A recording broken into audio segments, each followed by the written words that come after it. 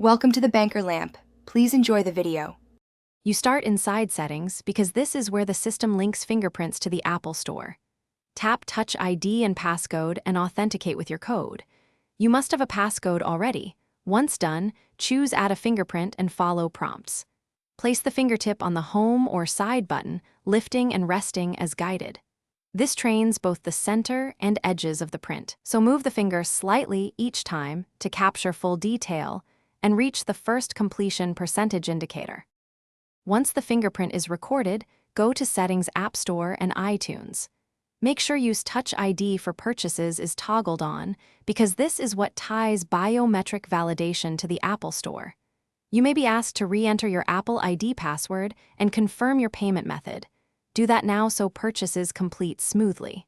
After enabling, try a free app or a small purchase to confirm the flow.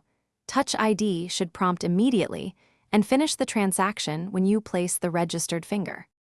To finish, verify in Settings that the finger name appears and Touch ID toggles remain enabled for App Store. You should now be able to authenticate purchases quickly.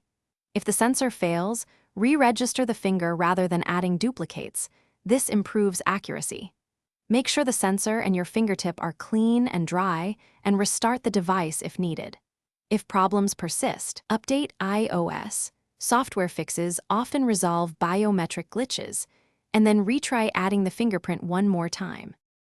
Thanks for watching. If this was helpful, leave a like and consider subscribing. See you next time.